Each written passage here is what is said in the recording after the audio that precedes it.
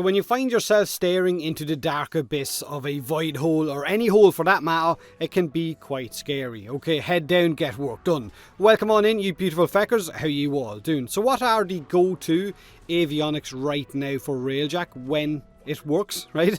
What do you mean it's full of bugs? No, it's not. Maxing out your Railjack to make missions a breeze. What's the best house to get these avionics from as well, whether it's Vidar, Zetki or Lavan? Hopefully that's what this video is about, and will hopefully help some of you out as well as to what to aim towards getting your hands on. This is my current Railjack setup right now using those avionics. They allow me to run the Veil solo if I want to, which is the footage you're watching right now. It allows me to clear the area with ease and not have to worry about being boarded, blown up or set on fire, because everything in that mission except those cruise ships dies in 1 or 2 hits. Cruise ships and ram sleds are honestly your only real concern when running Railjack missions. The rest, in my eyes, is just target practice.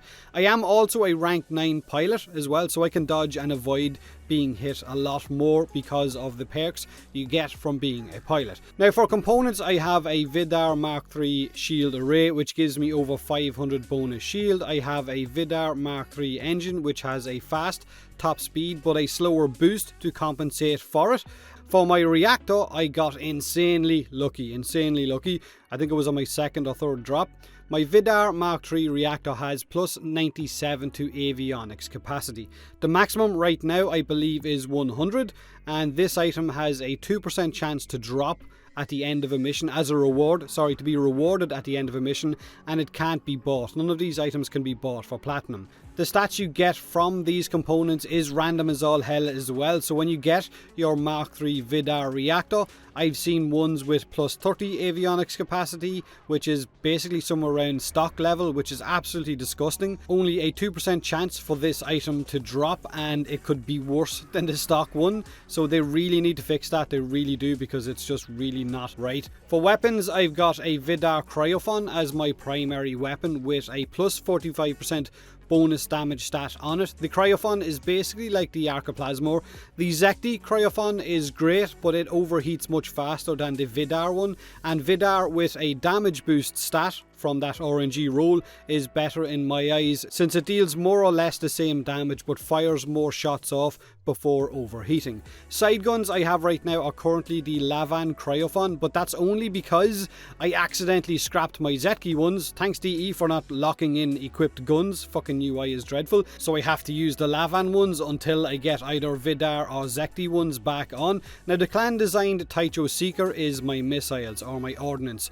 They work great in combination with Void Hole. So my ship is fast, it has a lot of avionic capacity, which means I can max my turret's damage out, the crit chance, the crit damage as well, with Vidar Section Density, Zetki, Predator and Zetki Hyperstrike. They're the 3 avionics for that.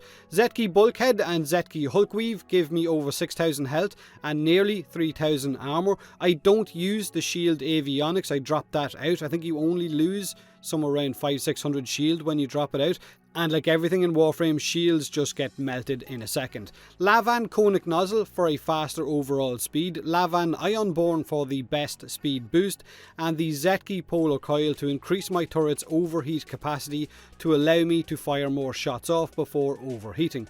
I have got Warhead equipped, but honestly I could just as easily drop that out, because ordnance kind of feels really weak in the Veil, just like most of our kind of ordnance or battle avionics do.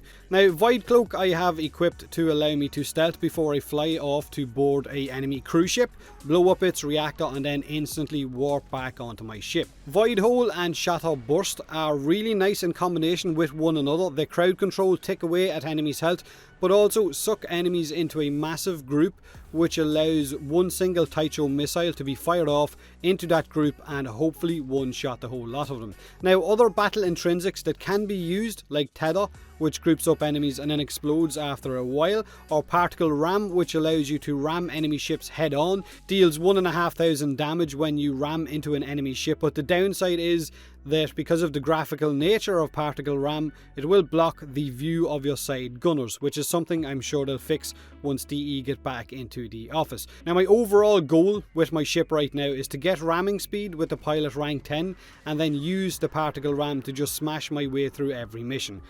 that's the way I'm hoping it works. Hopefully rank 10 pilot isn't as bad as some of the other rank 10s are right now. Gunner kind of sucks, and I believe the engineer one also sucks right now. In Railjack, cruise ships, how fast you can board them, how fast you can blow them up, again is your main concern right now, apart from all of, I guess, the game breaking bugs. That's my ship right now. They're the kind of avionics you should aim towards getting. If you want to use more shield or different avionics, entirely up to you. If you want to use different battle avionics or different tactical ones, then again, up to you. Munitions Vortex is also an incredible battle avionic to get your hands on if you want to use it. It works in a similar way to Nova's antimatter drop, where you shoot the orb out and then you pump loads of bullets into it, and when it explodes it will wipe out a very large group of enemies. Right now you can also boost the damage of your Railjack's guns with certain Warframes, like Rhino with his roar, or with Wisp with her haste buff will increase the attack speed of those guns.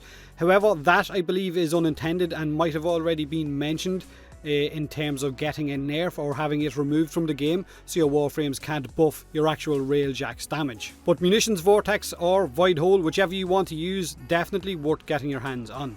Do me a huge favour, hit that like button if you enjoyed the video, or don't if you didn't. Subscribe for more Warframe, and as always, thanks very much for watching.